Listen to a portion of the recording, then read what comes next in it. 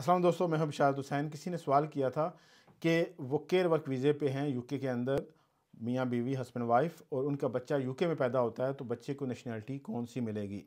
Simple UK law जो है उसके मुताबिक अगर आपकी नेशनैलिटी जिस मुल्क की भी है, बच्चा यूके में पैदा होता है तो उसको वही नेशनैलिटी ग्रांट होगी।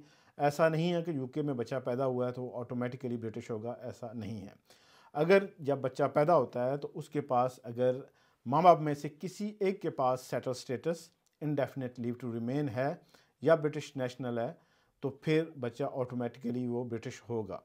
अगर तो माँ बाप में से किसी के पास भी सेटल स्टेटस या इंडेफिनिट लीव टू रिमेन या ब्रिटिश पासपोर्ट नहीं है तो फिर बच्चा वही नेशनैलिटी लेगा जो माँ बाप की है। जब माँ बाप के पास 5 ईयर्स कंप्लीट हो जाएंगे, जब भी उन्हें इंडेफिनिट लीव टू रिमेन मिलता है उसी दिन वो बच्चे को रजिस्टर कर सकते हैं एज ए ब्रिटिश। तो उसके लिए जो उसकी फ़ी है 1214 पाउंड है। अगर आप वो नहीं दे पा सकते तो फिर आप फ़ी वेवर अप्लाई कर सकते हैं। तो वो होम ऑफिस पे है कि वो आपको फ़ी वेवर देता है या नहीं देता, लेकिन आप अप्लाई कर सकते हैं। ये हो गया। अगर माँ बाप में से किसी के पास ब्रिटिश पासपोर्ट है तो ऑटोमेटिकली बच्चा ब्रिटिश होगा, अदरवाइज़ वो उसी मुल्क का नेशनल होगा जिस मुल्क के माँ बाप के पास नेशनैलिटी है।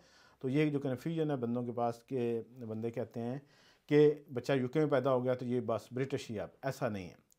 तो उसमें जो क्लियरिटी ये है कि आपके पास किसी एक माँ बाप में से किसी एक के पास यूके का settle status, indefinite leave to remain होना ज़रूरी है या ब्रिटिश हों।